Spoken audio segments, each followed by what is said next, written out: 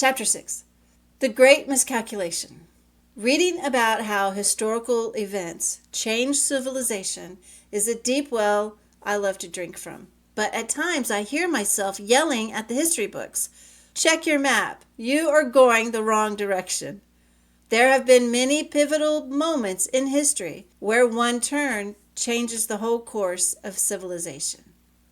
And in the 1700s, Western civilization made a fateful turn. Among the wealthy and highly educated, there were those who lived in echo chambers and who had the leisure of contemplating the grandiose order of life. They concluded that there was a watchmaker who had built the perfect watch, and then he wound the watch and left, leaving it to tick on its own.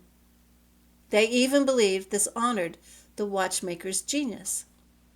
And of course, these men of leisure liked the idea they had made. They liked how it granted them independence. And so this idea became popular within the echo chambers of rich influencers. It is called Deism. However, Deism falls short.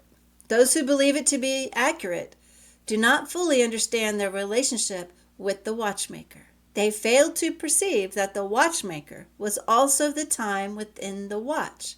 And if he stepped away, then time itself would go with him.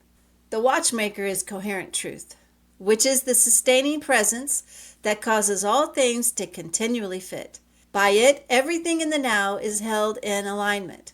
Nothing could continue to exist without its presence remaining within it. If truth walks away, then reality collapses. So existence is a relationship. It is not a mechanical thing that ticks by itself. It is an ongoing conversation that never ceases. And thankfully, we can choose never to be independent of truth. However, some will choose to reject truth and live by their own arbitrary truth.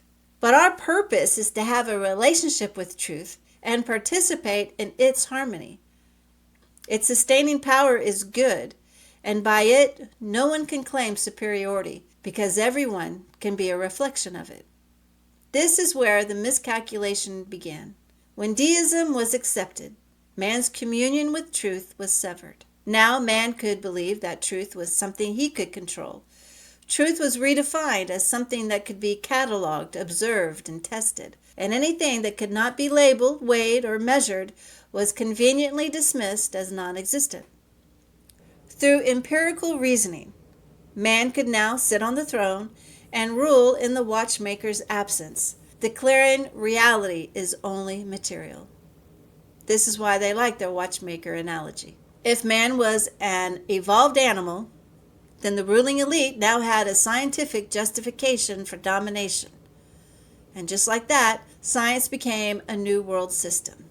We desperately need to realize that when reality is no longer sustained by truth, then it will be sustained by human force.